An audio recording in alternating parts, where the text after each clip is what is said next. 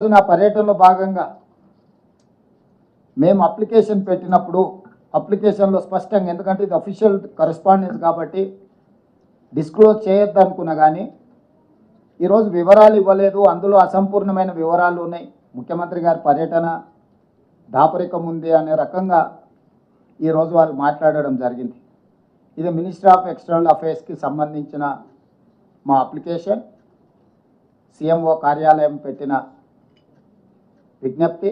ఇందులో purpose of visit, one-on-one meetings with the key stakeholders, prestigious world-class universities, leading sports institutions, investors, and potential strategic partners in USA.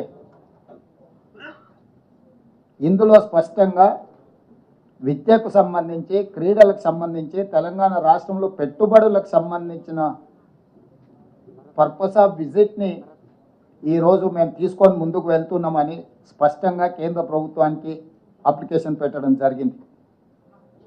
The objective is to promote Telangana as a premier educational and sports hub and facilities collaborations and investment that can bring world-class universities, educational institutes in Telangana.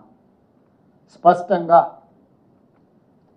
ఒక స్పష్టమైన లక్ష్యం పెట్టుకొని Telangana rising 2047 యొక్క ప్రణాళికను తీసుకొని ముందుకు వెళ్తున్నామని కేంద్ర ప్రభుత్వానికి, గతంలో కూడా నేను విదేశీ పర్యటనలకు వెళ్ళినప్పుడు, అమెరికా కూడా పర్యటనలకు వెళ్ళినప్పుడు నేను కానీ, ఉప ముఖ్యమంత్రి గారు కానీ, ఇతర మంత్రులు విదేశాలకు వెళ్ళినప్పుడు పెట్టే ప్రొసీజర్ ఇది.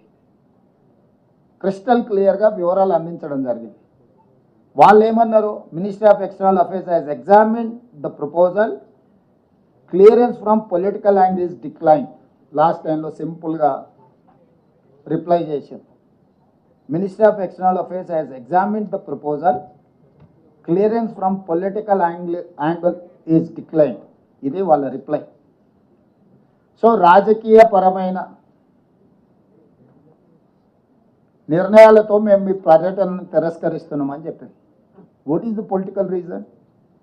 I wanted to ask Narendra Modi ji, you have visited many countries, మీరు ఎన్నో దేశాలకు పర్యటనలకు వెళ్ళారు.